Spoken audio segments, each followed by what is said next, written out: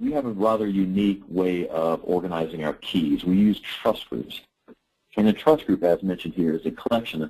It's 1,024 256-bit AES keys. And by 256-bit means 256 characters in a key. So it's a very large, it's a very long string of encryption.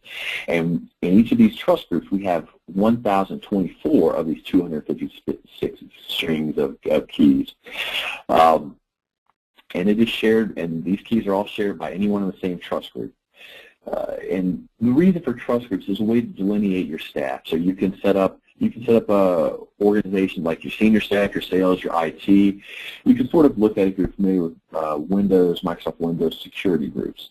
It's simply a way to provide security within levels of your organization, so that people in senior staff will use the trust group of senior staff. The people in IT will use the IT trust group. You can certainly create a Koolspan All, or your company's All trust group that everyone will get, so everyone can talk to each other. But if the senior staff call each other, they will be encrypted on the senior staff trust group. There is no real advantage to this, and there's no extra encryption with the different trust groups. It's just simply a way to segment your staff and note the organization. The keys are never exposed as a trust chip during use. The private keys are never exposed.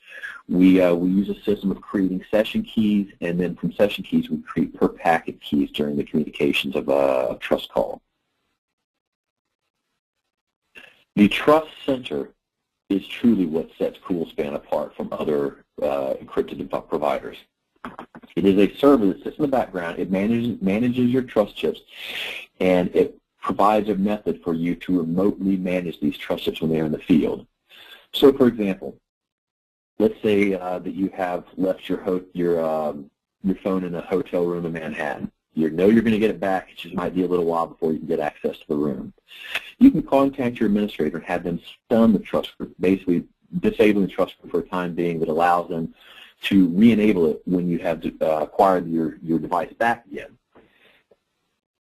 Now, let's say that you lose the trust chip somewhere in another country and you know you're not getting it back, or it's been stolen. We can send out a command to that trust chip to destroy it.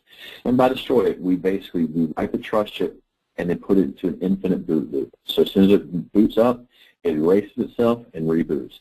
At this point, this trust chip is unusable by anyone. Not even Koolspan can recover this device at this point. So you destroy the trust chip, and you know you have 4 trust groups on that trust chip. Now, you have other users in your organization who have these 3 or 4 trust groups.